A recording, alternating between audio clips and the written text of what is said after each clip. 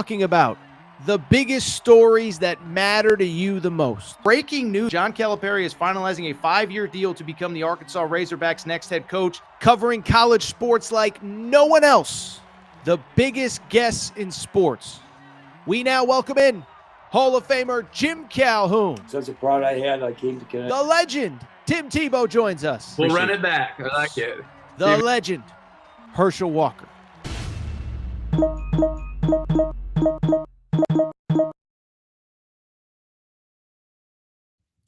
Welcome in, everybody. Little Sunday morning edition. Aaron Torres Sports Podcast. I'm your host, Aaron Torres. Hope everybody's doing well. Hope everybody's having a great day. Apologize for a little bit of a delay here. I had some mic issues to open the morning. So, we're flying by the seat of our pants here on a Sunday here in mid to now late November. But boy, oh boy, oh boy, what a weekend that we in the world of college football. Okay, so we got a busy, jam-packed show today. A lot of different things to cover. We're going to start with the big games on the field. There were no super major noteworthy results as far as negatives for the playoff picture. We know a lot of teams had pseudo buys or actual buys, but Oregon gets a win, Oklahoma gets a win, BYU and Utah both win to keep things interesting in the Big 12. And oh, by the way, this Notre Dame Miami conundrum is not going away as Miami wins its game, but is not in any position at all right now to win the ACC. From there, we will continue the conversation. And we're not going to go, the biggest story in college football right now is Lane Kiffin. There are updates since the last time we went live on Thursday. We will react to them. What do I make of Friday's statement? I think equally as importantly, I think my opinion has changed multiple times over the course of the weekend. We'll discuss that. And then finally, we will wrap Florida. What do they do? Because they now appear to be in a distant third. And I think Scott Strickland, if he doesn't pull a rabbit out of his hat, he might be looking for, he might be on monster.com here in a couple weeks. And finally, Arkansas. It appears as though they are closing in on a coach, which is probably a good thing because their season ends next Saturday. What is going on at Arkansas? There's some interesting names. There's some weird names. And there's maybe even still some mystery names that we are not aware of. I will explain that. Before we get started, a couple quick reminders. Make sure you're subscribed to Aaron Torres Pod YouTube channel. New videos going up every single day. We really do appreciate your support. By the way, we will be in Vegas this week for the Players Era. So this is my last show from the home base here on Sunday. Probably a Tuesday, Wednesday situation heading into the holiday. So we are fired up to be out in Vegas. I'll explain that in a minute. Also, before we get started, make sure you subscribe on Apple, Spotify, and wherever you get your podcast. Speaking of Vegas, do want to thank our hotel and casino partners. Want to thank Circa Sportsbook, Circa Casino. Okay, so as I just mentioned, it's feast week in college hoops. Definitely a little bit of a different vibe. Maui's a little bit down. Atlantis is a little bit down. But the Players Era is going to be awesome, and I will be in Vegas all week long, courtesy of Circa Sportsbook and Circa Casino. Best place when you are in Vegas. By the way, I'm guessing some of you are St. John's fans, Michigan fans, Tennessee fans, Bama fans that are in Vegas. The best place to watch all of these games if you are not in the arena is Circa Sportsbook, biggest sportsbook in the world, best place to watch games. Here's the crazy part, though. I know a lot of you can't get to Vegas. Well, you know where you can go now? The new Circa Sportsbook at Mint Kentucky Downs in Franklin, Kentucky. Okay, so the Mint Kentucky Downs is now run by Circa. The Circa Sportsbook is officially there. It is open, and it has all of the best parts of the Vegas Sportsbook down in Franklin, Kentucky. It's only about 35, 40 minutes from Nashville, an easy drive from Nashville, easy drive from Bowling Green. Everybody in Northern Kentucky knows about the Mint, and now the Circa Sportsbook is there as well. If you cannot get out to Vegas, check out the new Circa Sportsbook, Mint Kentucky Downs in Franklin, Kentucky. Matt and I will be down there at some point during college hoop season to do some live shows. We appreciate Circa Sport. With that said, busy Sunday in the world of sports. No more time, no way. So let's get to the topic of the day. Topic of the day. Well, listen, I don't know if it's a topic of the day because I think Lane Kiffin is the topic of the century, but I do want to start with some on-the-field stuff. And we talked about it on Friday's show. A lot of interesting games that could shake up the playoff picture. Now, this was the proverbial weekend where the SEC kind of has a bunch of either real buys or pseudo buys. Ole Miss was off. Texas A&M played Samford. Alabama, before they have the rivalry with Auburn, they have the rivalry with Eastern Illinois. Georgia plays Charlotte. And even in the Big Ten, Michigan beat up on Maryland. Ohio State beat up on Rutgers and basically benched their starters to get them rested for Michigan. And so I bring it up, not the traditional, not the weekend that we would want, but there were some results in terms of the college football playoff race that I do think are worth discussing. So let's go ahead and start. I do want to start with the top 25 matchup that started the day in Norman, Oklahoma. Final score in Norman, Oklahoma takes care of business against the Missouri Tigers, their former Big 8 rivals, actually. And then, of course, Big 12 rivals. Oklahoma wins 17-6. And so as far as this game is concerned, a couple things stand out. One, Missouri jumps out to that 3-0 lead and really kind of controlled about the first 20 to 25 minutes of this game. It's funny. I remember Sean McDonough saying during the broadcast, feels like Missouri should be up more than, I think it was 3-0, maybe 6-0 at one point. And then all of a sudden, Oklahoma completely took over from there. I guess Missouri never did lead 6-0. It was 7-3, basically with about 2 minutes left in the first half. So basically, it was a close game, and it felt like Missouri was actually in more control. But let's go ahead and give Oklahoma credit because they did what Oklahoma has done all season, dominated on the defensive end, keeping Missouri out of the end zone. And so, first of all, as far as Oklahoma is concerned, I think there's a few things. One, with the win, Oklahoma still very much in control of their playoff destiny. They win against LSU next week. They are in. I will say this. I do think there is increasingly a narrative about Oklahoma coming up of, they'll make the playoff, but what about the offense? It's not very good, blah, blah, blah, this and that. All I'll say about Oklahoma is pretty straightforward. I think two things can be true.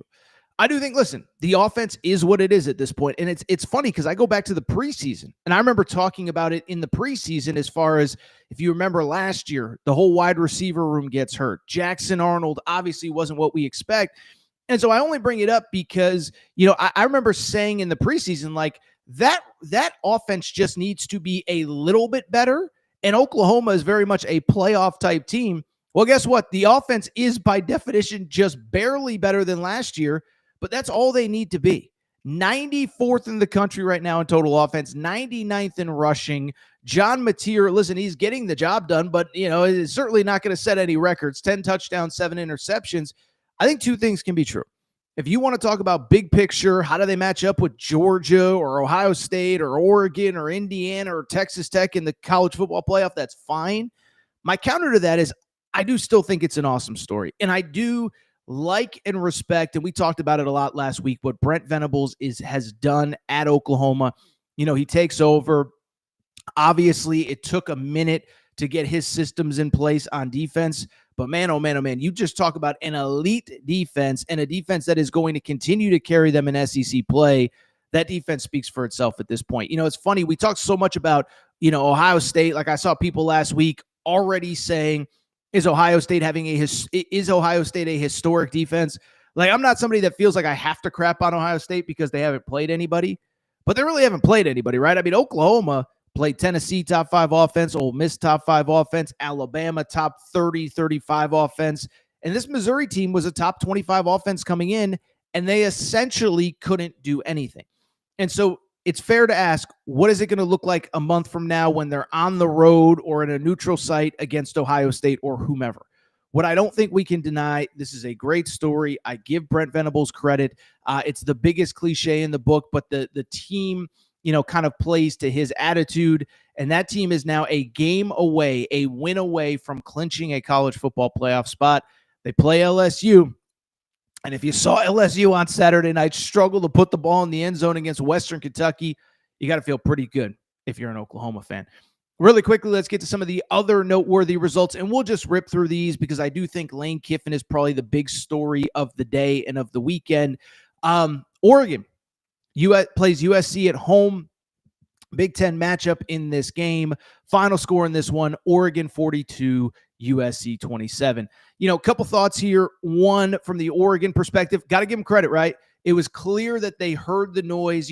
I was one of many people coming out of the college football rankings last week that said, everyone's focused on Notre Dame this and Alabama that, and what about that?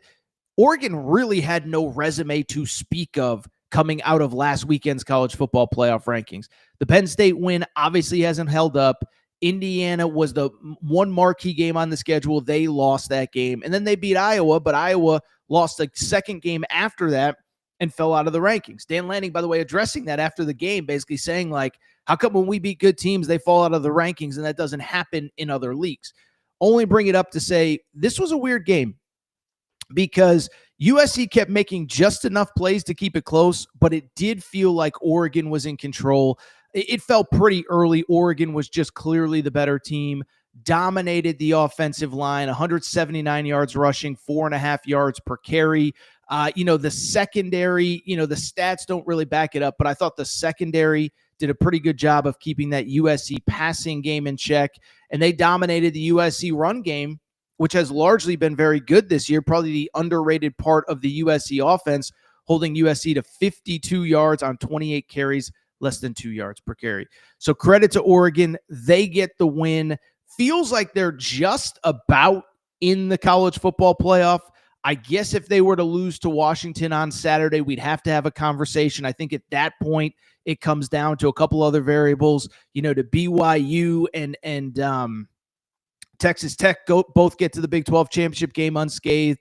Does Notre Dame win its last game? Does Alabama beat Auburn to get to the SEC championship game? So I think there's an argument that if Oregon loses and other stuff happens, they could be left out. By the way, I think the Michigan game against Ohio State is all of a sudden a big game because Michigan, if they beat Ohio State, could be in really good shape. And this is, again, under the assumption that Oregon would be to lose to Washington next week, which I don't think will happen. That I believe is a 3:30 start time Eastern, 12:30 Pacific. So Oregon does what they need to do. Really quickly from USC, I think a couple things can be true. It's funny. Right before I came on here, I saw Pat Forty. I don't even know where Pat Forty works anymore. Used to be at ESPN. I think he's at Sports Illustrated. But he put out a column of, Lincoln Riley, he's more Clay Helton than whoever. And I saw Bill Plaschke in LA, Lincoln Riley should be on the hot seat. And listen, I like Bill Plaschke. I actually think he's going through some health problems right now. So I wish him health and happiness. I just fundamentally disagree with the take. I think two things can be true. I think they are clearly getting better. I think they are clearly going in the right direction. And I think while we have to acknowledge, and I would acknowledge, that this hasn't been what any of us thought the Lincoln Riley era, it doesn't mean that everybody is on the hot seat, okay? And I think as we get deeper into this 12-team era, we'll see if it stays at 12 teams, by the way. This is what some teams are going to be. They're going to be 9-3 and really good, but not quite good enough. That's kind of how Texas is in the SEC. By the way, Utah is going to probably finish 10-2 in the Big 12. Their only two losses were to the two teams ahead of them in the standings. Like at some point, you're just not good enough. And I think USC is certainly in that second tier, beat Michigan, beat Nebraska, hung with Notre Dame. And there are levels to get to. And at some point, you're either going to build the program into a national championship caliber roster or not. But to me, I think this has to be considered, assuming you beat UCLA to get to 9-3, go to a bowl game, maybe get that 10th win. I think this has to be considered a success. And I will say, Lincoln Riley did say, not on the broadcast, but Gary Danielson and Brad Nessler talked about it. Lincoln Riley really feels like this program is built for next year. Jaden Mayava, the quarterback, will be back, third year as a starter. Most of the defensive line, which has been much improved this year, is young freshman, sophomore. So we'll see. The counter to that with USC, I don't know if you've seen the schedule yet. It is insane, though. Ohio State, Notre Dame, and somebody else at home, Oregon at home, I believe, Penn State and Indiana on the road. So, if next year's the year, good luck with that schedule. But to me, again, if people want to say that Lincoln Riley's on the hot seat, you're allowed to say it. I just fundamentally disagree. Let's keep it going with teams in the college football playoff conversation. I just want to take half a second, give credit to a team that I don't know if they're going to make the playoff. I think they need some help. It is an incredible story, though. That's the Vanderbilt Commodores. Vandy takes care of Kentucky in dominant fashion. 45-17 is the final score. And as Matt did a great job of putting on the ticker, 484 yards and 5 touchdowns for Diego Pavia. Okay, so a few big picture thoughts here. One with Vandy, do still think they not only have to beat Tennessee, but also probably need some help in other places to definitively make the college football playoff. A Notre Dame loss would help Vanderbilt. Frankly, an Oklahoma loss to LSU, Ole Miss, all of a sudden, if they lose that Mississippi State game at 10-2, are they as comfortably in as people think? And we'll talk about that in just a minute when we talk Lane Kiffin. But I think other things can be true with Vanderbilt. It doesn't always just have to be what we just said about USC. If you make the playoff, it's a success. If you don't, it's a bust of a season. And when I look at Vandy, a few things stand out. One, the stats were jarring. Okay, so coming into this game, Vanderbilt had not had a 9-win regular season since 1915. So by any tangible measurement, this is the best, the best season in Vandy history that any of us have seen. Now, by the way, we got somebody that's 111 years old or 112 years old that does remember that 1950 Vandy season. Shout out to you. For the rest of us, this is the best season we've ever seen. This stat kind of blew me away.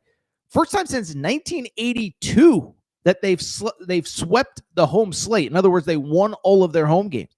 So credit to Vandy. The other thing I will say, Diego Pavia, listen, I was a critic last year. I thought he was a lot of sizzle, not a lot of steak. Thought he got a lot of mileage out of beating Bama. And if you looked at the rest of the resume, it wasn't really there.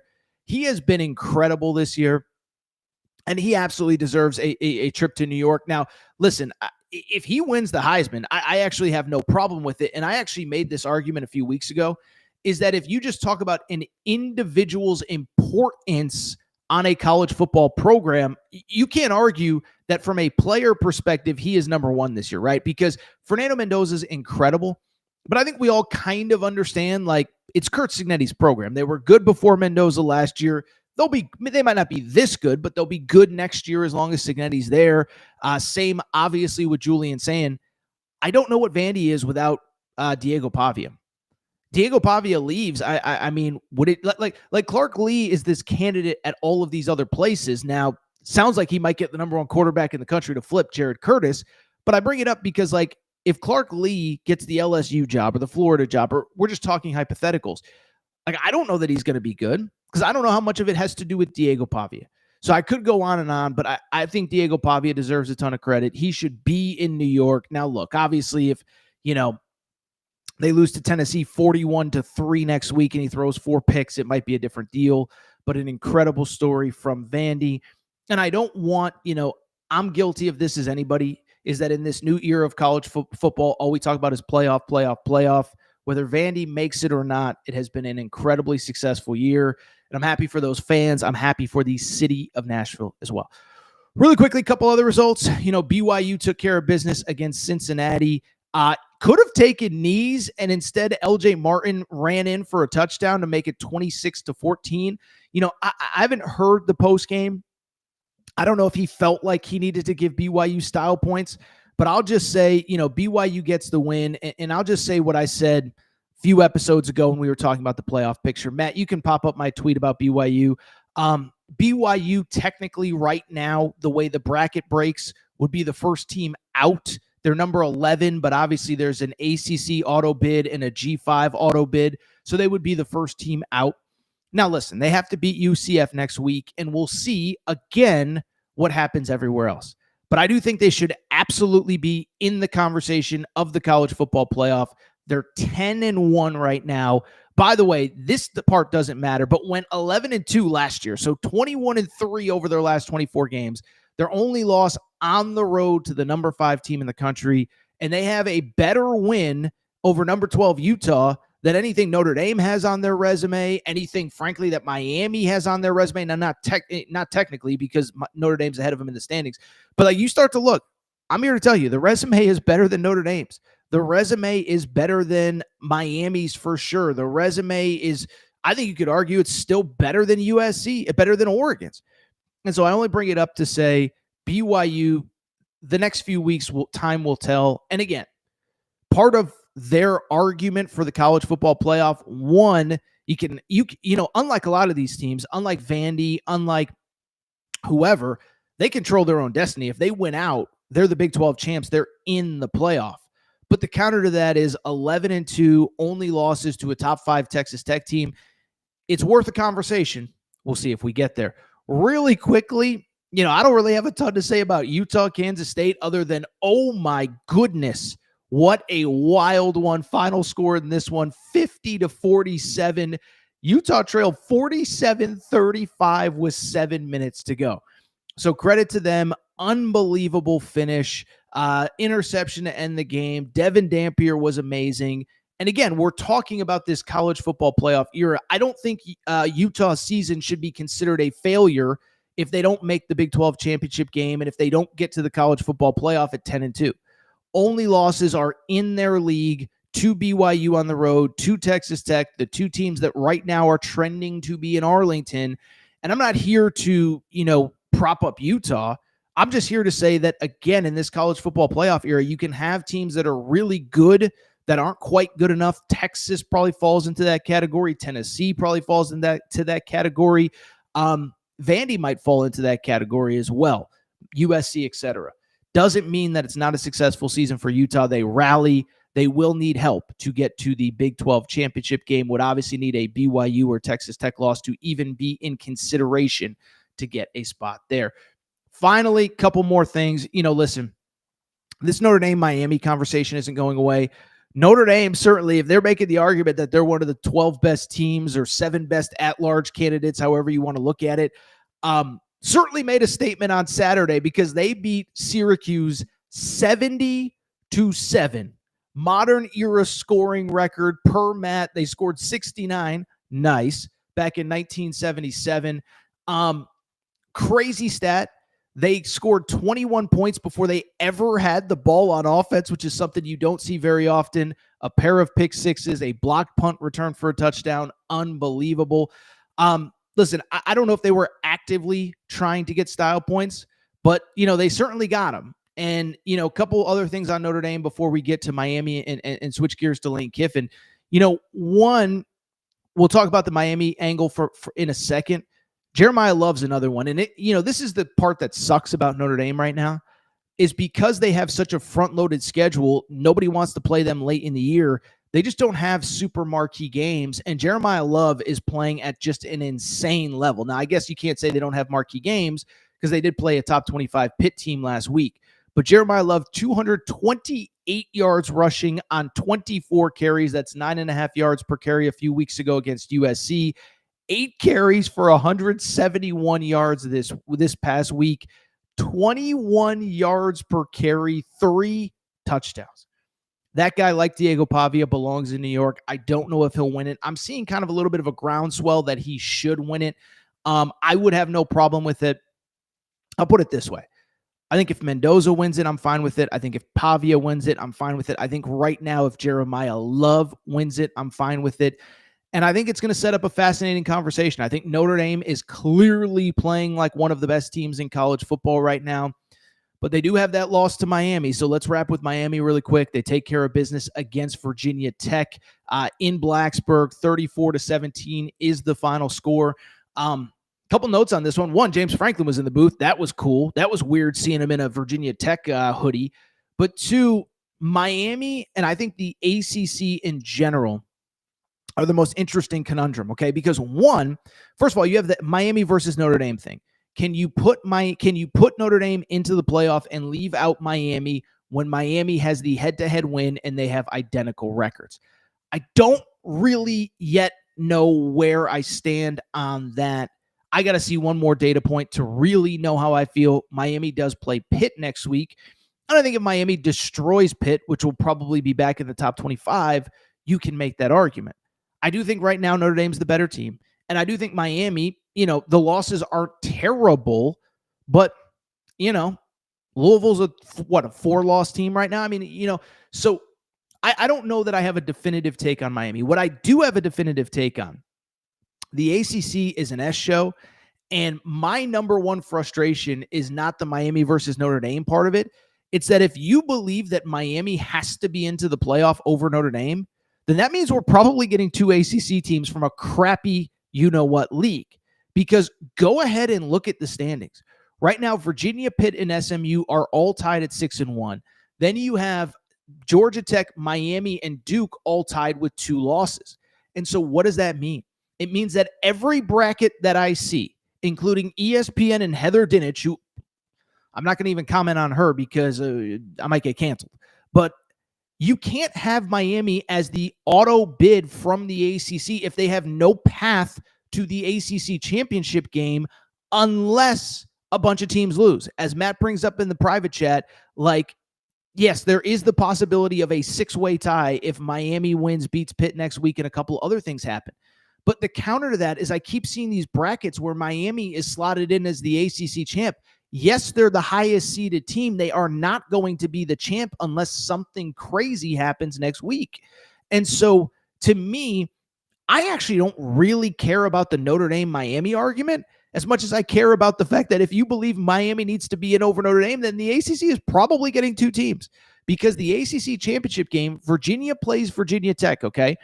Even if Miami beats Pitt, guess what? SMU is sitting there at 6-1 in the ACC standings. Even if they lose, they have the head-to-head win over Miami. So we are probably looking at a Miami versus or a SMU versus Virginia ACC championship game. And the sooner that people that are making these brackets acknowledge that, the better it'll be for all of us, rather than pretending Miami's going to be the ACC champ. And so that's the part that has me frustrated. I think the Miami-Notre Dame conversation is separate, but I see all this talk about Miami versus Notre Dame. I see a lot of talk, by the way, about why does the G5 have an auto bid? How about the ACC just getting a crappy-ass team in, excuse my language, but a crappy, lousy team in because Miami can't take care of business? So that's another part of the reason, by the way, I can't feel sympathy for Miami. The ACC is clearly the 4th best power conference team, and if that's the case, then I don't want to hear that they got left out when they lost 2 games and the rest of the conference is just dreck. So that is your college football playoff update. I think Oregon and Oklahoma unofficially punched tickets. Vandy, Tennessee is now shaping up to be really interesting. The other last thing, and then I promise we'll get to Lane Kiffin, since I'm sure that's what half of you are here for, is that basically what's fascinating is every conference championship game is still up for grabs. Now, I'm somebody that believes the conference championship games are a relic of a different era. I don't even think we should be playing them, but it doesn't change the fact that no one has clinched a spot to the SEC championship game. It's the same in the Big Ten. Ohio State and Indiana are undefeated. Oregon has 1 loss. Michigan has 1 loss. If Michigan wins next Saturday, there's a chance they go to the Big Ten championship game. Also a chance we get an Indiana and Oregon rematch. Oh, by the way, let's also not forget Big 12. We are trending towards a BYU Texas Tech rematch. And I just mentioned how crazy the ACC is. All right, so what we're going to do, we're going to take a quick break, come back. When we do, we got to give you an update on Lane Kiffin. It is insanity. We got the statement on Friday. I did a quick reaction to that. A lot has happened since then. We'll take a quick break, discuss it all. Be right back. All right, we're going to get back to the show in a minute, but before we do, I have so many people that reach out and say, Torres, you give me hours and hours and hours of free content every day, every month, every year.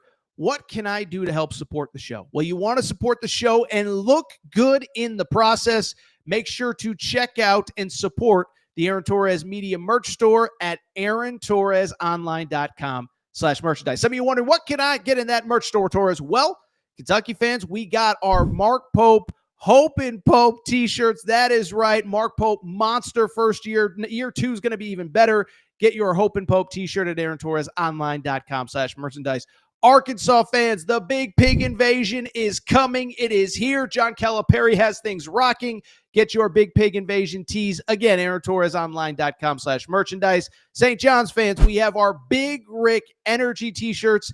And if you're just a college basketball fan in general, guess what? Your March is for Day Drinking shirt. That is the shirt that you need year-round, but especially for the next NCAA tournament. You can order yours now. By the way, football fans, we got you covered too. Nebraska fans, new era, new rules, the t-shirt that you need before the start of this coming season. And oh, by the way, if you're a Colorado fan, if you're just a Coach Prime fan, we have our Dion shirts and hats, more of them than we know what to do with. So to check out the full line of Aaron Torres Media merch and also support the show. Good news is we're going to have even more for the fall. Check out the Aaron Torres Media merch store at aarontorresonline.com/merchandise. And for more information, you can always reach out at Aaron Torres Podcast Questions at gmail.com. All right, everybody. I'm back. Good to be back. Do want to go ahead. Do want to switch gears. Do want to discuss the man of the hour. The man that could be at Ole Miss next year, could be at LSU next year, maybe Florida. We'll discuss Lane Kiffin in just a minute. But if you are an Ole Miss fan that's hoping to get tickets next year to watch Lane Kiffin, if you are an LSU fan that's hoping to get tickets to watch Lane Kiffin next year because you can't watch the lousy product you saw on Saturday, you're going to need tickets from our official ticketing partner, our friends at SeatGeek.com. Okay, so SeatGeek, America's number one ticketing app, over 28 million downloads. What I love about SeatGeek is a couple things. One is that they rate every ticket. Every ticket's rated 1 through 10. They give you a green dot or a red dot. Green dot means you can go ahead and purchase that puppy. Red dot means maybe you want to go ahead and stay away. You know what I really love about SeatGeek, though? They take care of listeners of the Aaron Torres Pod. That's right. If you go to SeatGeek.com or download the SeatGeek app, if you use promo code Torres, that's promo code TORRES, promo code Torres, it gets you $20 off your first purchase. $20 off your first purchase. SeatGeek.com, promo code Torres. You can use it, by the way. It's not just college football. It's not just college basketball. It's anything. I'm actually going to a hockey game on Wednesday night. Torres on pucks. That's right. I'm gonna do a Thanksgiving special talking all things NHL. Just kidding. I'm not. But I will use SeatGeek, promo code Torres, and I'm going to get $20 off that ticket. Same for concerts, shows, pretty much anything. Anything that has ticket, any ticket that's on SeatGeek, you can use promo code Torres, $20 off your first purchase. Thank you to SeatGeek. All right, a lot of conversations in the chat right now. We'll get to some of Luke's comments. Where's Jed Fish coaching? Where's Lincoln Riley coaching? But let's go ahead and start with the man that he is, I think at this point, by design, the sun, the moon, and the stars in the world of college football, and that's Lane Kiffin, okay? And so, listen, we've spent so much time over the last probably 10 days, really all season, but certainly the last 10 days, talking all things Lane Kiffin. We know the stakes coming out of last week. Now, as we recorded on Thursday, I will say this. I said this. I did a quick reaction to Friday's news on Friday night. But a broken clock is right twice a day, because I did say early last week that I thought we were going to get some degree of certainty by last Friday. And my thought process was pretty simple, is that if you go into Egg Bowl week where you're going to have multiple media appearances and multiple media availabilities and there is zero clarification, guess what ends up happening? All of a sudden, every question becomes about your future. Every question becomes about anything other than the game.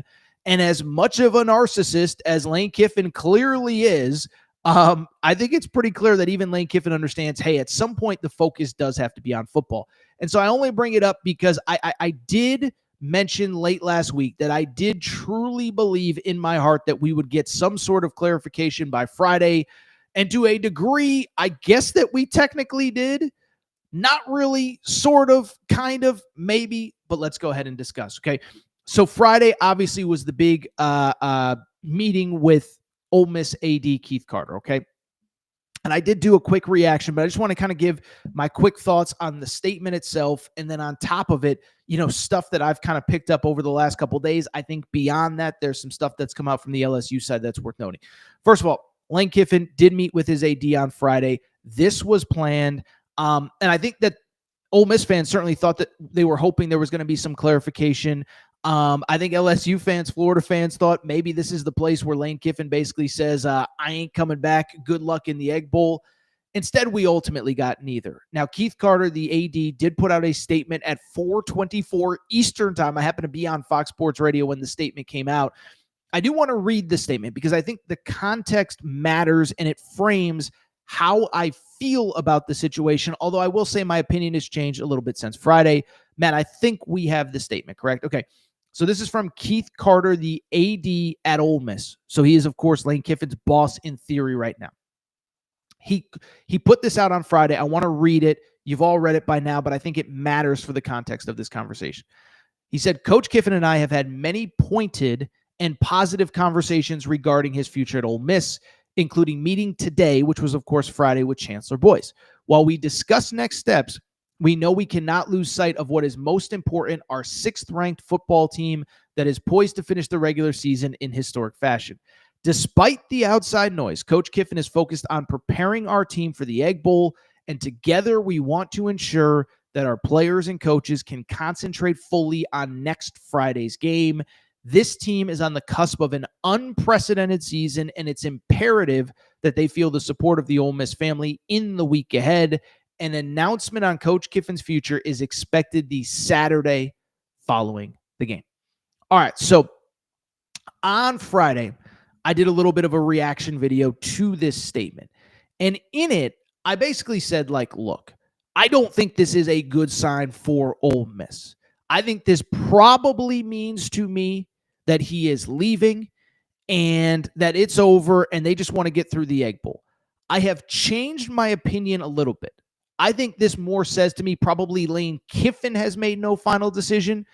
What I do not think, because I've seen a lot of this on social media, is that this is some big ruse by Jimmy Sexton and Lane Kiffin and Ole Miss to create this drama in the buildup to Saturday where Lane Kiffin, no pun intended, rides in on his white horse and says, I'm staying. Does the Leonardo DiCaprio from Wolf of Wall Street, I ain't going anywhere. I can promise you, Lane Kiffin may be the head coach at Ole Miss next year. He may not be. I do not believe for half a second that is what's going on here. To me, nothing leads me to believe that this is some big ruse where everybody is in on the joke except for the public. Okay. And here's the simple reason why. It's because if that was the case, a couple things. One, why would you not make an announcement now? Because by not making an announcement, by saying the full focus is on the game and after the game we'll assess this, guess what it ends up being, whether intentional or not? A distraction. Okay. And I said this on Friday, when I did the quick reaction. I think this is a misstep by Ole Miss. You certainly had to release something, but there is a way to frame it where you could say, Coach Kiffin and I are going to continue these conversations. We want him here. We believe he wants to be here. Nothing is finalized yet. And whatever happens after the season, we're going to support him. But right now we're full speed ahead. That's not what this statement says. What this statement says is, hey, don't even think about what's going on with this negotiation and just focus on the game and be happy and let's celebrate this season. I said it the other day. This to me feels like one of those, remember when you were a kid and your parents said, don't worry about the destination, don't worry about the destination, enjoy the journey. Doesn't it feel like Keith Carter is kind of saying, hey, don't worry about the destination. Don't worry about what's going to happen on Saturday. Just enjoy this week. Problem is, one, it's hard to enjoy the journey when the journey may end in a fiery crash that blows up your football program. But two, to me, if you knew Lane Kiffin was staying, why would you create a ruse? Because here's the counterpoint. The guys in the locker room certainly don't know that. And I'll share some inside information that I think that I have here in a couple minutes. But all it does is create a distraction for them. And my whole thing is you don't want them distracted. You don't want the players mad. And to take it a step further, if Ole Miss somehow loses this game, I don't think it's 100% certain that they're in the college football playoff. Again, we just talked about it. The ACC might end up with 2 bids. Oklahoma did its part. Vandy, a 10-2 Vandy versus a 10-2 Ole Miss is actually kind of an interesting conversation because Ole Miss would have the worst loss out of the two of them. So I just bring it up because Ole Miss, I think they're in, but if they lose to Mississippi State, I don't think it's a guarantee by any stretch of the imagination. And so it makes zero sense to try to hide this and keep it amongst yourselves. And I believe that either Lane Kiffin is gone or he's truly undecided. And that's kind of where I lean. I don't think this is a decision has already been made. I think it's, hey, I'm going to focus on football and I'll make a decision sometime between the end of the Egg Bowl and when I wake up on Saturday morning. Beyond that, here's why I also don't think that this is some ruse, and I think LSU is a legitimate candidate. It is because LSU keeps leaking details about the contract that they're about to put in front of Lane Kiffin, okay? To me, this is kind of funny, by the way. Remember when Brian Kelly was fired? And remember at that time, the governor came out and said, yeah, we're not doing these crazy contracts anymore. These football coaches and agents have too much control. Well, apparently that ain't the case anymore. I think the governor realized, hey, if we screw up this football hire because I got involved, I ain't getting reelected and my political career is done. Well, I bring it up because two different reports over the course of the weekend. The first from Ross Dellinger on Friday night, in which he said Lane Kiffin and Ole Miss met Friday. Confidence brewed in Baton Rouge at the same time. LSU is finalizing a near $90 million offer to coach, blessed by the governor, and a $25 million annual roster cash in its most serious push to gain his commitment, sources tell Yahoo. So one, $90+ million. Governor's on board. Three, by the way, I would say this. I find the $25+ million number funny because I thought everybody was playing by a $20.5 million cap. Another conversation for another day. Yeah, we can't enforce a $20 million cap. That's another conversation. But it is clear that LSU is making a push. I would add Brandon Marcello from CBS also put out on Saturday that LSU is now preparing a deal worth $98 million to lure Lane Kiffin to Baton Rouge. And so, again, to me, if this was some big ruse, how are these numbers getting out from LSU? And you could sit there and say, well, Jimmy Sexton, the agent, is trying to create leverage. No. Ole Miss has already said they're going to match whatever Lane Kiffin is offered by LSU. And so, to me, if you're LSU, don't let those numbers out. By the way, I think reporters at this point, I can't speak for Ross Dellinger or Brandon Marcello. You're supposed to have multiple sources before you report a story, and those guys are great at their job, so I suspect that they do. I suspect that they're smart enough to not just take Jimmy Sexton's word at it. If Jimmy Sexton is calling Ross Dellinger or Brandon Marcello and saying, hey, this is the number, I think they're going to cross-vet it with somebody at LSU. And so if LSU is letting these numbers get out, I know it's a little bit of a mess over there, but it says to me that they believe they are in the Lane Kiffin mix. And so I bring all this up to say this is no ruse. This is a real deal situation. And listen, I'm not going to speculate on where he ends up because I don't think Lane Kiffin truly knows where he's going to end up right now. I said on Friday that I thought maybe a decision has been made. I think now that he is uncertain, the last thing I will say, I've used the word ruse about 10 different times in this episode or this segment, so I apologize. I have been told that the players not only are not aware of what Lane Kiffin is going to do, they're not happy about it. Okay. By the way, there was a bunch of stuff on social media over the weekend that if this is a big game from Lane Kiffin, like it's not funny anymore. You know, his son was wearing LSU headphones at the high school game, and I know there's some whatever. I don't know. You know, people are claiming that it's not that big of a deal. Feels like some sort of hidden messaging to me. I saw Ole Miss fans point out that, you know, he was at his son's game, but he was also on the road recruiting, was not wearing Ole Miss gear, which seems interesting. But I will tell you, again, if there's some big secret, and we're recording here at, 11:53 Eastern time, 10:53 Central on Sunday morning, maybe we get some sort of an announcement. Maybe something leaks. Maybe he tells his team something on Sunday that I'm not aware of as of 10:53 Central time. But I can tell you there are players in that locker room that are not happy with him, and there are administrators. I can't speak for Keith Carter, but there are people in that administration that are not happy, that are like, if you're doing this, rip off the Band-Aid and get out of here. We don't want you. I've been told by somebody that I trust that there are players saying we don't want to play for this guy. And it goes back to, it's funny, we're not going to play the clip now, but we had John Summerall on this show, and we've played the clip a few times of John Summerall basically being like, I told my team before the season, 0 distractions. If I'm successful, they're going to link me to other jobs. If we're not successful as a team, there's going to be reports that I'm being fired. So I'm not going to be a distraction. None of you guys are a distraction. Don't tell me about your agent. Don't renegotiate in the middle of the season. We'll do all that at the end of the year.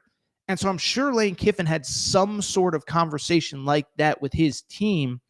And so that team is sitting there saying, wait a second, now you told us to focus on this season, to do what you have to do, to quote Herm Edwards, you play to win the game. Well, we're winning the games. We're doing everything you asked of us, and you're making this into a sideshow. And so I will tell you, maybe things change by the end of the day Sunday. I think there's a lot of guys in that locker room that are not happy. And I will lastly say, I don't think it's a 0% chance that Lane Kiffin is not the coach when Ole Miss comes out of the locker room on Friday for the Egg Bowl. I think it's going to continue to ramp up. I think there's going to continue to be heat. I think finally, every media availability he's going to have, it's going to be about LSU and it's going to be about Florida. It's going to be about the reported offers. It's going to be about a lot of things other than the game itself. I'd still venture to guess that he's going to be the head coach. I don't think that it's 100%. Let's switch gears sort of on Lane Kiffin, and let's talk about the Florida angle. Because unless this is Jimmy Sexton's, Mona Lisa, unless he is pulling the ultimate con of all cons, it does feel like Florida has become a distant third. And by the way, it feels like that is universal. Like I have not heard any single person make the definitive argument, Lane Kiffin is still going to Florida. Like, it might be we're in the mix. It might be if he leaves, we're under consideration. But, even 4 or 5 days ago, probably up until Tuesday or Wednesday last week, I think Florida fans felt really good that we're going to get Lane Kiffin. And now it feels like he could stay at Ole Miss. It feels like probably the presumption is that he's going to leave for LSU. But it feels like Florida is a distant third. And I will tell you this. I don't want to speak for any Florida fan. We have Florida fans in the chat, so share your thoughts. I think Scott Strickland, he better pull a rabbit out of his hat in a hurry. Or as I said to lead the show, that dude's probably going to have to update that monster.com resume or wherever people, you might have to post that LinkedIn resume because it's going to get pretty bad at Florida, okay? And so with Florida, listen, you don't need me to tell you, Billy Napier is fired. And from the beginning, it has been everything is all in on Lane Kiffin. And now some things in life are out of your control. And two unfortunate things have happened at Florida. Because I do think when they fired Billy Napier, I think there was 95% certainty they thought they were getting Lane Kiffin, 98% certainty. You never say 100%. But there are two things that have happened since Billy Napier got fired. One, Lane Kiffin just keeps winning games. And I can tell you, again, talking to sources, the one factor that nobody took into consideration was that Ole Miss was going to be as good as they are this year. Like I go back to the summer. I remember doing our show from Circa the week before the season going into week 0. And in that game, Ole Miss, the over-under was 7.5. Nobody thought this team was going to be that good. And I think Florida was sitting there saying, Ole Miss was coming off a loss to Georgia when they fired Billy Napier. They were going to Oklahoma. And I think everybody thought, they're going to be 10-2, 9-3 out of the playoff picture. And it certainly doesn't help that they are very much in the playoff picture. And no matter how this ends up, if Lane Kiffin leaves, he's going to look like a jerk. And so there's that variable that for all of the criticism of Lane Kiffin, he is doing an unbelievable coaching job. The counter is the LSU job open. The LSU job open, and there's nothing you can do about that because LSU, by any tangible measurement, unless just the chaos of the governor's office is too much, LSU's a better job.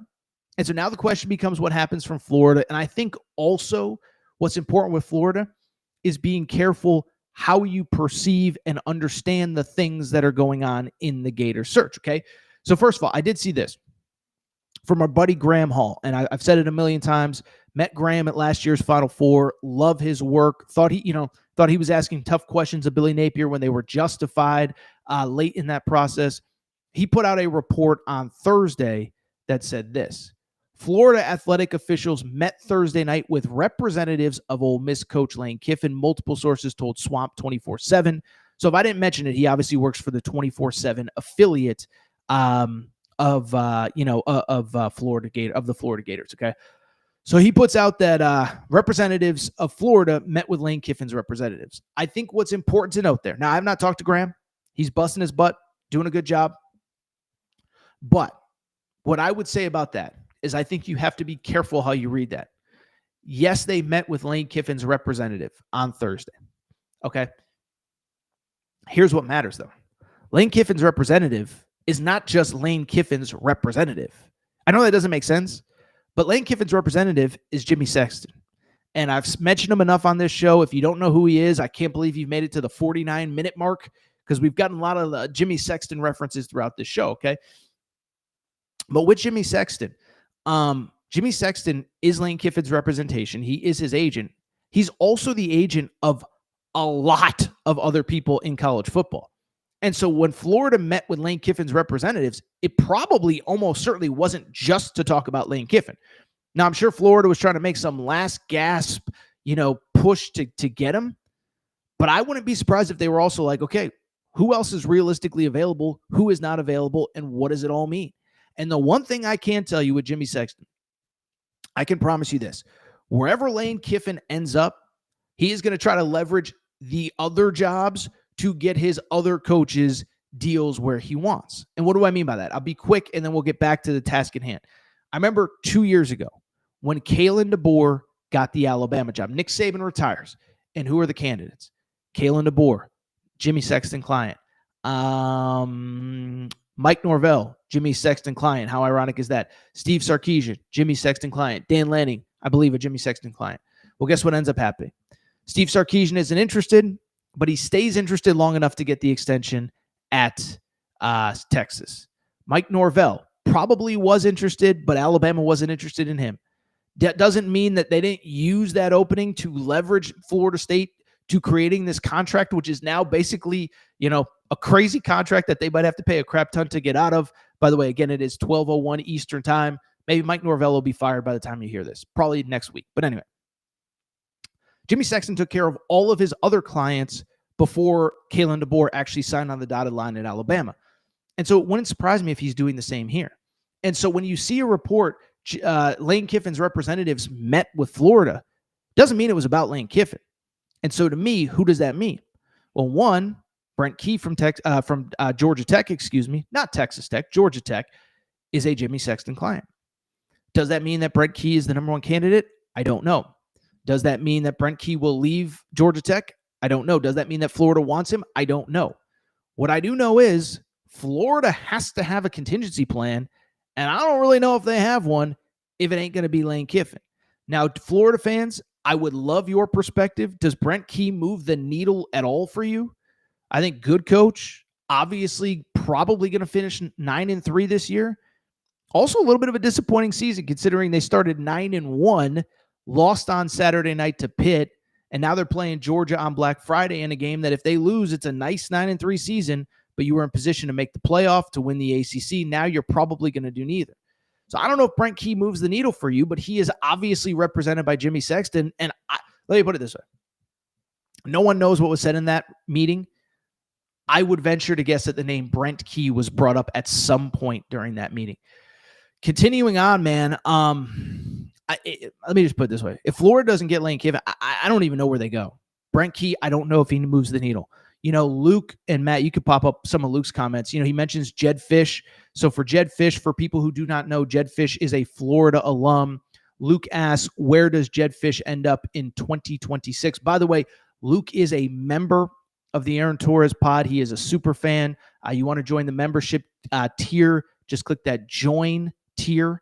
And just click the join button on the home screen. Help support the show when we travel, when we do stuff outside of studio.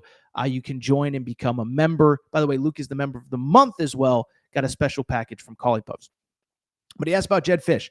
So for people who don't know Jed Fish, because I was actually talking about this on Fox Sports Radio on Saturday night, which, by the way, you can download the podcast, which is pinned to the top of the screen as well. So Jed Fish is at Washington.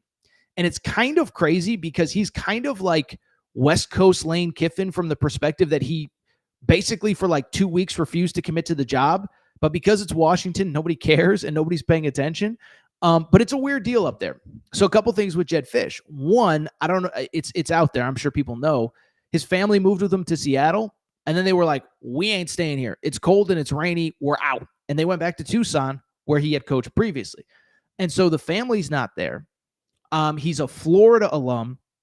And listen, I've been critical of Jed Fish, but Arizona was a 10-win team 2 years ago.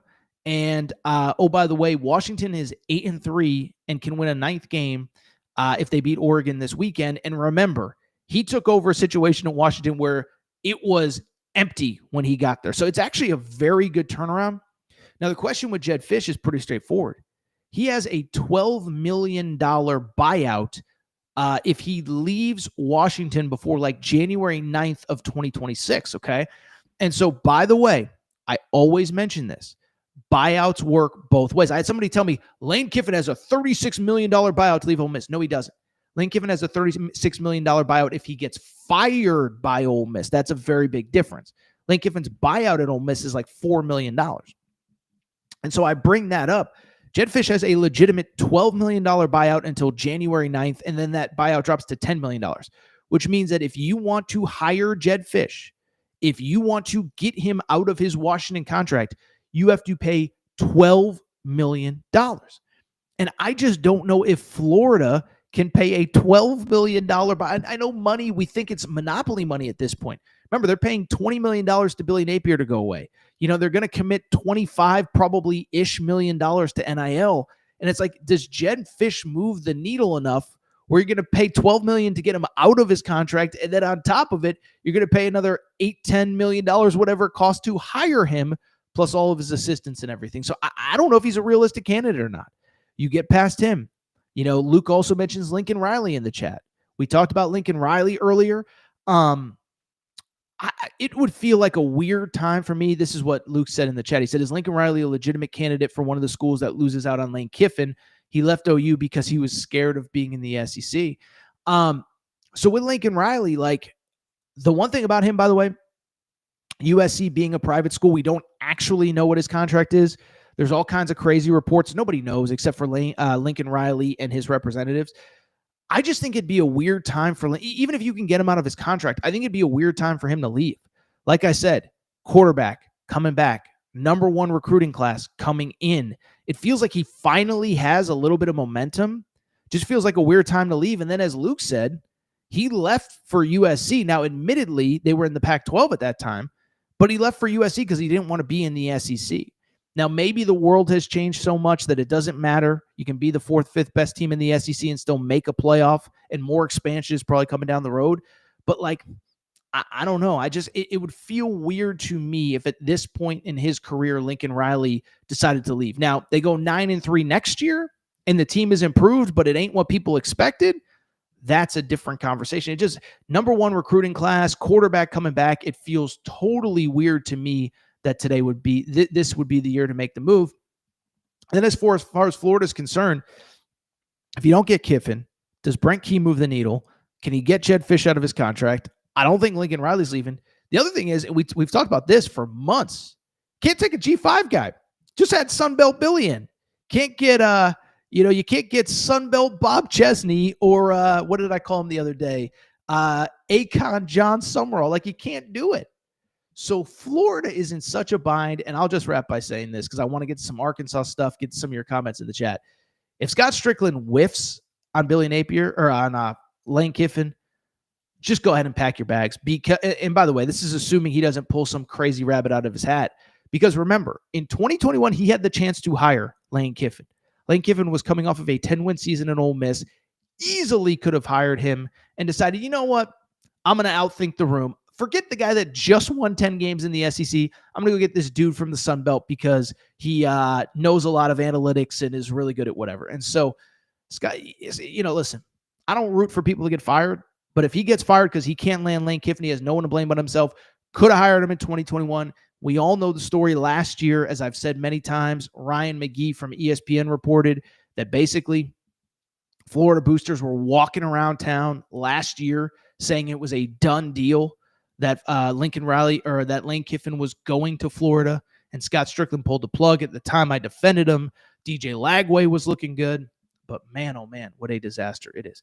All right, so what we're going to do, we're going to take one more break. We're going to come back.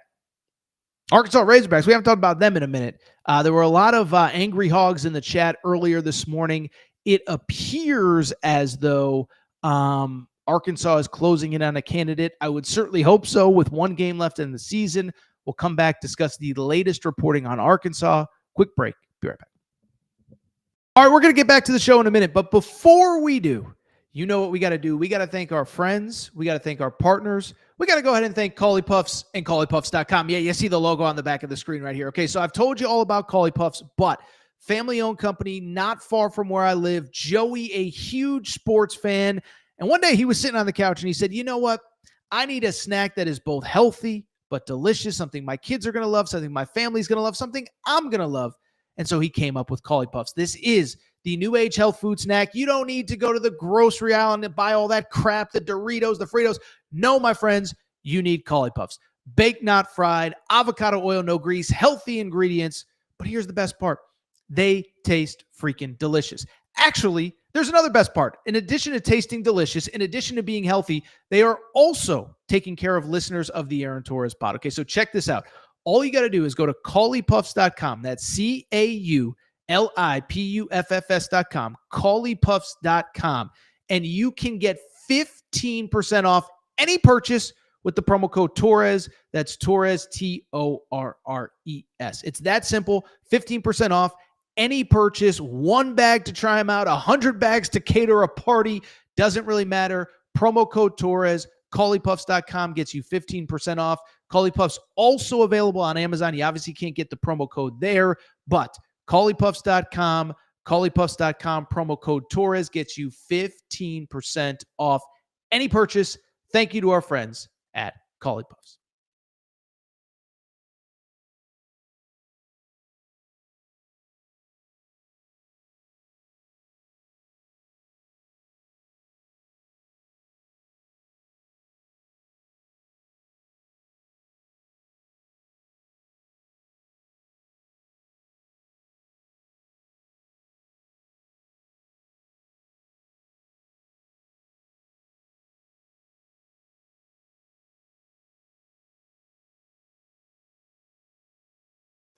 All right, how about now? I am back. Good to be back. Good to be back. Good to be back, Matt. Good to be back. All right. Give me 1 sec.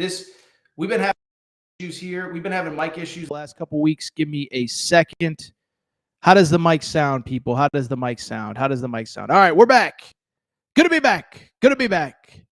I don't know what this mic issue is that we've been having. I apologize, but I'm glad to wrap the show. I'm going to wrap the show on Arkansas in half a second. Arkansas, Matt, let's get to some questions in the chat before we do. Mason says Lane is only good with Ole Miss. He is the right fit with Ole Miss's program, but if he goes to LSU or Florida, he'll be a bust. You know, listen, I don't know that. I do think that it is fair to say that, you know, first of all, like, and I think this is a little bit of a coping mechanism now, but a lot of people are like, well, if we miss on Lane, what does he really want? I do think that's fair. And I do think, like, at some point, the whole annual drama is, will he stay, will he go? It's got to be exhausting. And so I think if you're Ole Miss, you deal with it for obvious reasons. Like at LSU, that's just going to wear out. LSU is just going to be like, yeah, we'll go get the next great head coach and we'll figure it out. And so, you know, I don't know if he'll be a bust. I don't think it's a home run, though, right? And let me put it this way. Like, in my life, there have been very few hires that it's like, there's just no doubt it's going to work. Like when Urban Meyer got the Ohio State job, it's like, yeah, that's going to work. It's just going to work. Jim Harbaugh at Michigan, you could criticize Harbaugh, whatever, elevated Michigan for 10 years and then won a national championship on the way out. Nick Saban in Alabama is one. I don't think Lane Kiffin is in that, like, there's no doubt that it will work. So it's interesting to see. A couple others. Florida should go hire Alex Golesh. Well, let's talk about Alex Golesh in a minute with Arkansas. The issue with Alex Golesh, I know he won in the swamp. I don't think Florida wants to go the G5 route again. You have when you have a coach named Sunbelt Billy, I don't know that you want Akon Alex. I just don't. I think Alex Golesh would be a good coach wherever he ends up next, assuming he leaves USF. I just don't think Florida can go G5. That's my personal opinion. A couple more.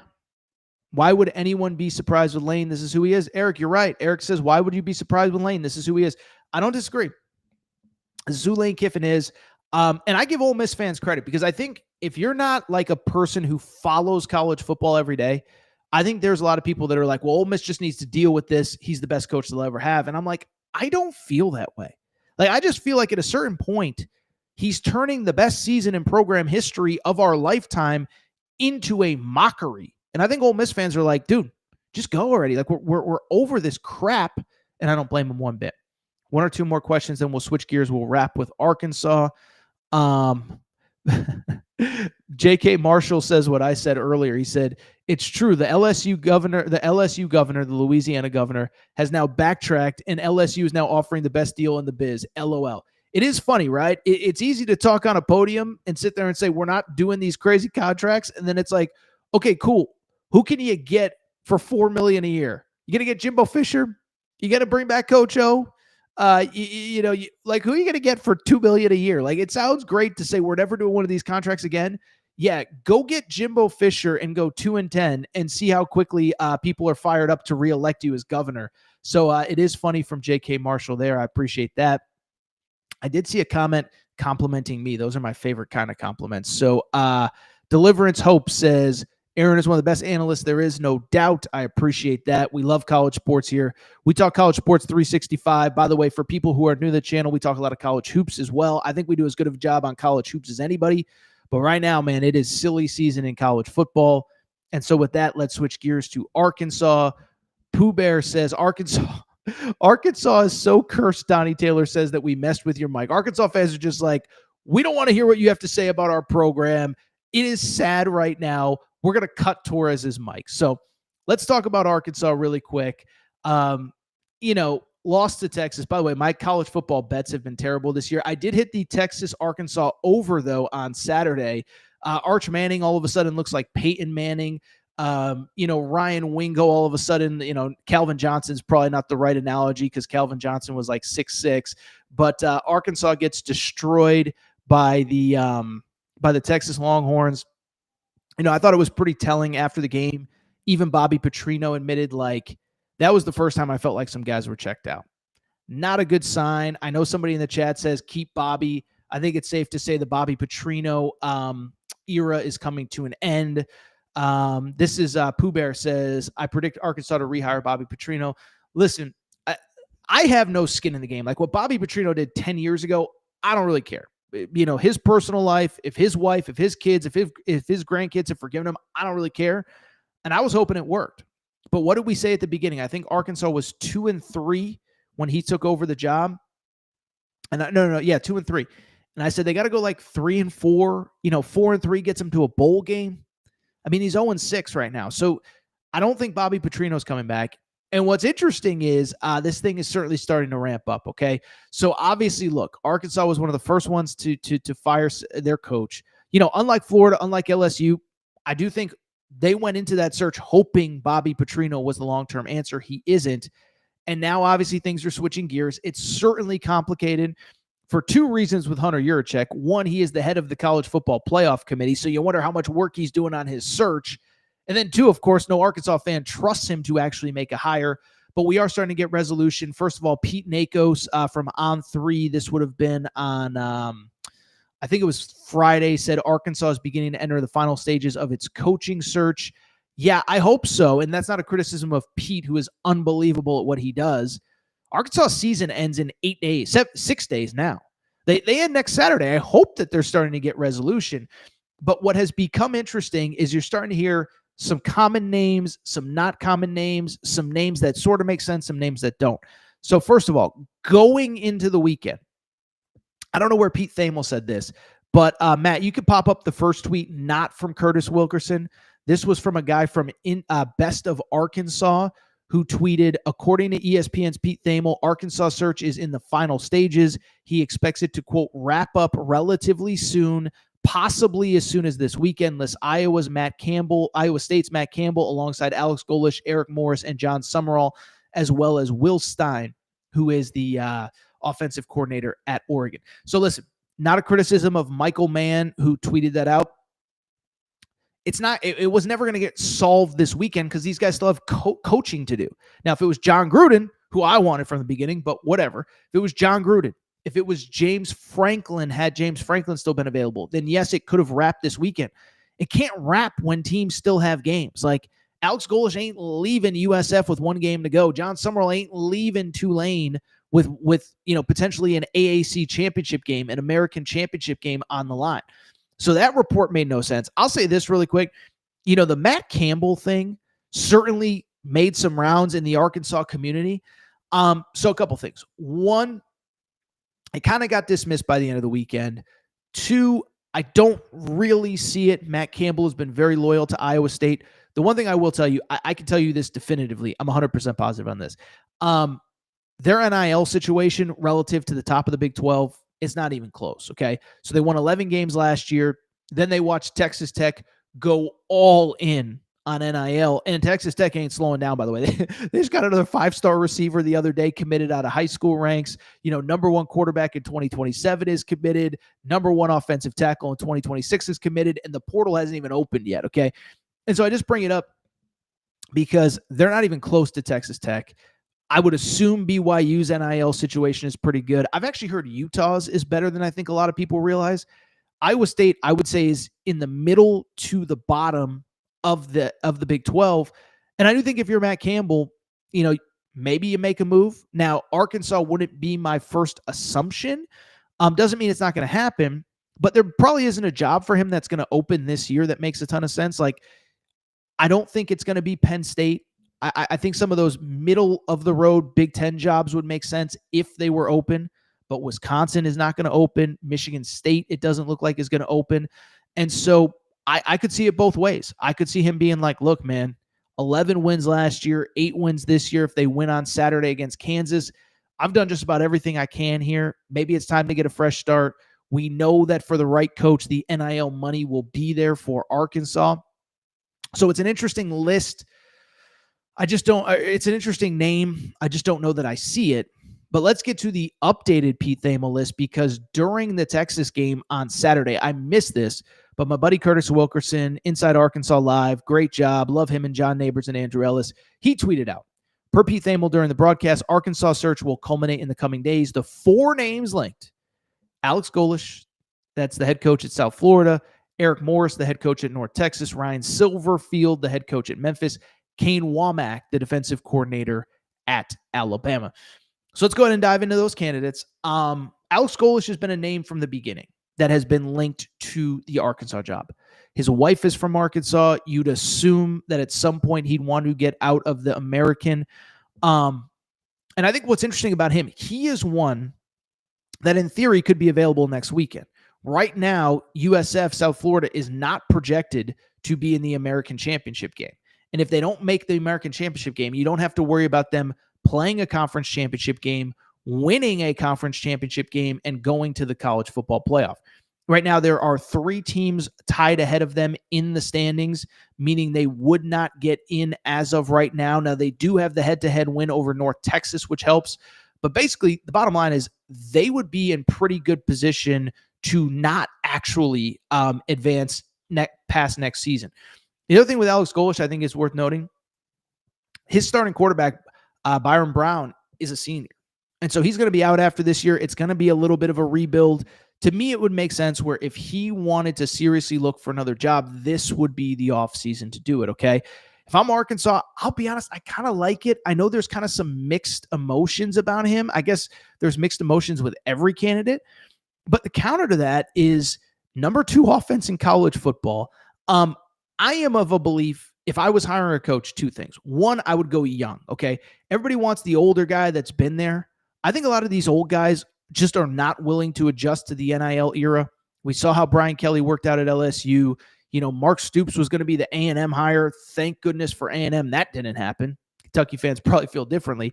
I want a dude that's like under 50 and gets NIL. And, James Franklin's like 53. I would have hired him, but he's kind of on like that older age, time frame. But even James Franklin during the Virginia Tech game was like, this sport has changed and you're either willing to change with it or you're going to get left behind. So I give him credit, but I don't want some like 55-year-old guy that doesn't know what the hell's going on, unless it's John Gruden. Another conversation for another day. But I like Alex Golesh. And then the other thing I would say, if I'm getting a head coach, I want him young and I want offense, because at minimum, remember, I'll give you a quick side story. When Josh Heupel got hired at Tennessee, now admittedly, Danny White was his AD at Central Florida, but when Josh Heupel got hired, it was off of the Jeremy Pruitt era. And Danny White basically said, no more boring football. I want you guys to come to the stadium and have fun and be entertained. And so to me, I'd go offensive. Now, clearly, there has to be some defense with that, because if Arkansas could play defense right now, Bobby Petrino would be the head coach going forward, because they could actually get stops, which they can't right now. But I like Alex Golesh. I'll be honest, guys, I really like the Eric Morris guy. And I understand Arkansas fans have PTSD from the Chad Morris era. And I have heard from more than one Arkansas fan, we don't want to be hiring a guy with the last name Morris. It's bad vibes and bad energy. All I'll say about Eric Morris, number one offense in college football, averaging over 500 yards per game. Number one scoring offense in college football, 46 points per game. On top of that, a fun offense with the number two pass offense in all of college football. And here's the other thing, a couple things. One, every quarterback he touches turns into gold, right? Everybody knows the story by now, but he was Patrick Mahomes' offensive coordinator at Texas Tech.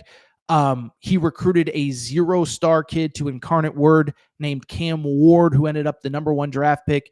Him and Cam Ward went to Washington State. At Washington State, he recruited John Mateer as well. Every quarterback he touches turns to gold. So I understand if you're Arkansas, you don't, love a guy with the last name Morris. The counter to that is guy knows what he's doing. Number one scoring offense, number one total offense in college football. And here's the crazy part. He can bring his quarterback with him. The number one, one of the most statistically important quarterbacks in college football this year, Drew Mastemaker, is a redshirt freshman right now. 71% completion percentage, 26 touchdowns, 4 interceptions, 3,400 yards passing, number one in the country in most of those categories. And he can come with him. And so to me, you get the coach quarterback combo. Now it'll be a step up into the SEC. That feels pretty good to me. Now the counter to that is, they're probably going to be playing in the American Championship game. And if they're playing in the American Championship game, they could make the playoff. And I'll say this. I think LSU can wait for playoff games to hire a coach. I think Florida, if they think they have the right guy, can wait till the playoff. I think even Auburn, if they're convinced they're getting John Summerall. I don't know that Arkansas wants to start messing around into mid to late December to try and figure out who its head coach is. So that could be a variable there. Ryan Silverfield, can I say I have no strong opinions? Multiple 10-win seasons coming into this year. They're 8-3. They have lost their last two. The other thing is, every Memphis coach is good, which would be a little bit concerning to me. It's kind of one of those, is it the program or the coach? By the way, every Memphis coach is good, and then they're not good in the Power Five. Mike Norvell probably going to get fired next week. Justin Fuente was before him at Virginia Tech. I would worry about that a little bit if I was Arkansas. Memphis is really probably the best resourced as far as NIL money team in the American, in the G5. That's another thing about Eric Morris, by the way. They have one of the worst NIL budgets in that conference, and he figures out ways to get guys and plug them and play them. So I like him. Kane Womack, definitely no strong opinions on him. I know he has been a head coach before. I know he was at South Florida or South Alabama, and I know he had success at South Alabama. 10-win season in year 2. Younger, defensive guy. I don't know, man. Hiring a defensive guy and winning games 17-10 just doesn't sound very fun to me.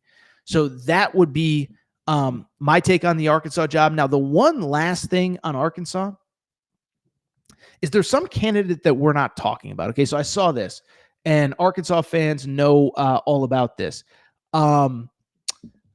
So Bobby Bones is Arkansas fans, you could tell me what he is. What is he, a radio? I work in radio, but I work in sports radio. But Bobby Bones is kind of this radio guy that likes sports that is an Arkansas fan. And he tweeted something very cryptic over the course of the weekend. Matt, you could pop that one up if I sent it to you.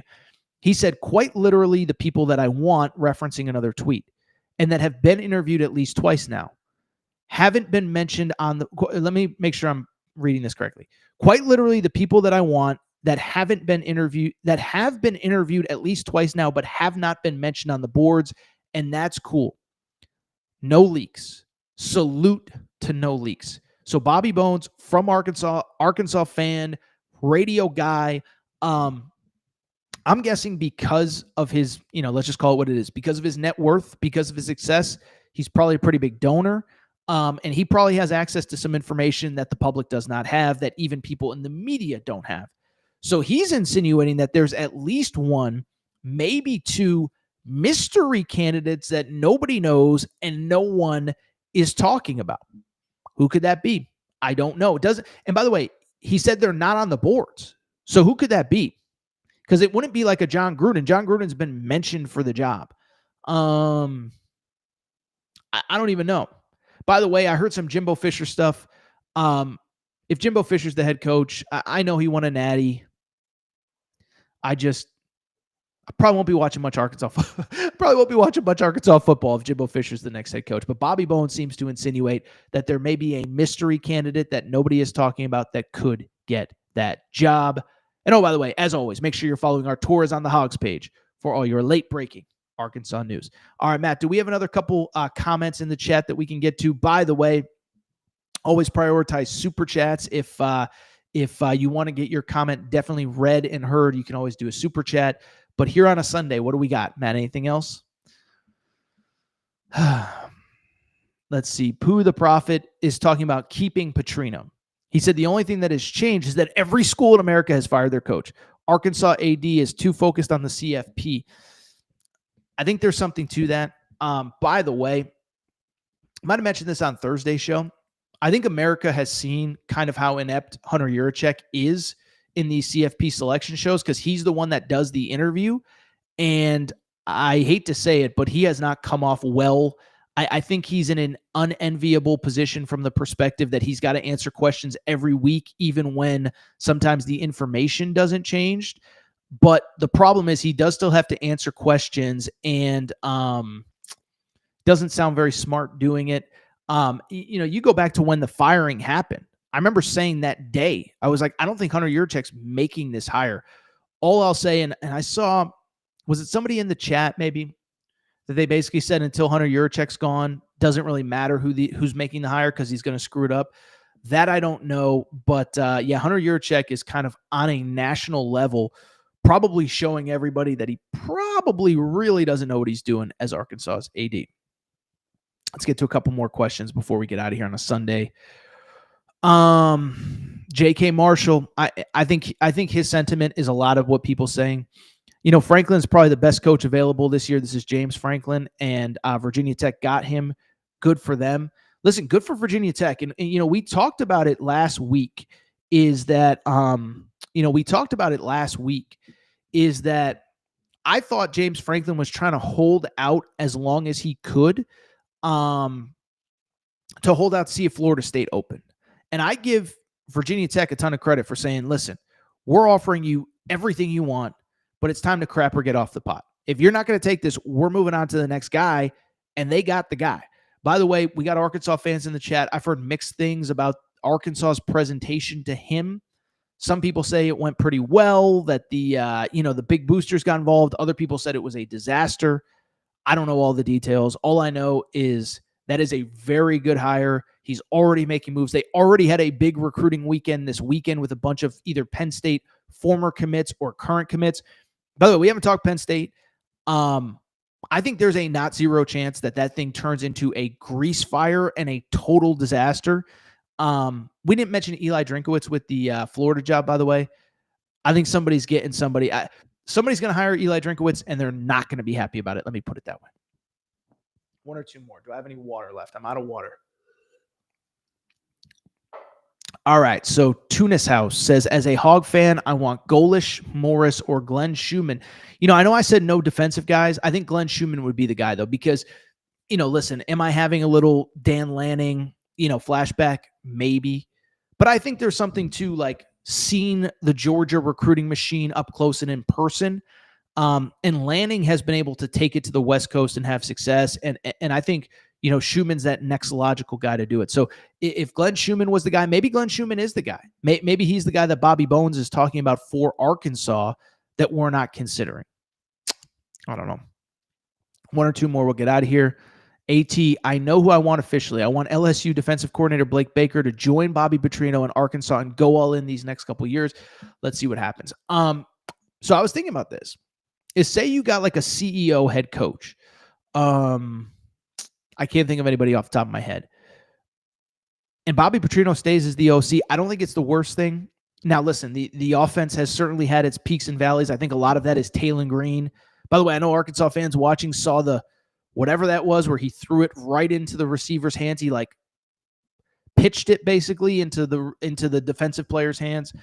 So some of it's on Taylon Green, but I'm with the concept of if you get a defensive coordinator or a defensive guy as head coach, keep Bobby Petrino to run that offense. BP got a shot. I don't think he's going to be the guy. All right, one or two more, and then we're going to get out of here. Again, we'll prioritize super chats. Great question from Eric. Why hasn't Pat Fitzgerald landed a gig? I think it's coming. I think he makes sense. Sounds like Deion Sanders. I think he makes sense for Stanford. Stanford, remember, is open.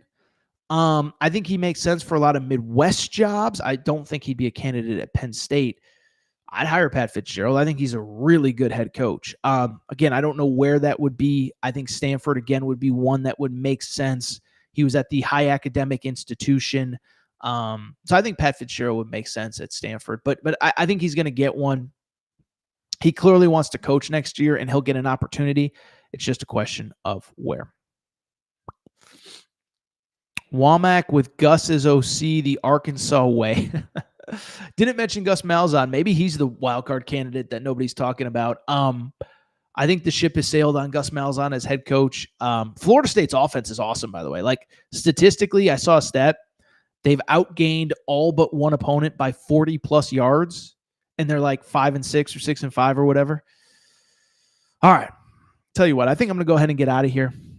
Great Sunday morning show. NFL football starting, so I think it's time to go. If you're not subscribed, Aaron Torres Pod YouTube channel, do me a favor. Make sure to do so. Apple, Spotify, Amazon Music, Google Music, wherever you get your podcast. Make sure you're subscribed. Thank you to our partners, SeatGeek. SeatGeek.com. Promo code Torres gets you $20 off your first purchase. Any ticket on SeatGeek, concert shows, college football, college basketball. Thank you to Cauley Puffs. You're going to need a snack around the Thanksgiving table, the Christmas table. CauleyPuffs.com. Promo code Torres gets you 15% off. And thank you to Circa. Next time you see me, probably I'll be at Circa. We'll do our show Tuesday there, Wednesday there. Probably no show Monday, but we'll do a Tuesday and Wednesday show because there's going to be a lot to talk about this week. And then it'll be a holiday. Time for me to go. Thank you to Circa. Thank you to you guys. I'm going to roll. Shout out to Torrent Craig. Shout out to Rachel, who hates my voice. Shout out to JJ Reddick, you F-head. Unblock me, bro. I'll be back probably Tuesday. I'll be at the Players Era on Monday. So if something crazy happens with Lane Kiffin, you might just see me recording courtside while, Houston and Syracuse are playing in the background.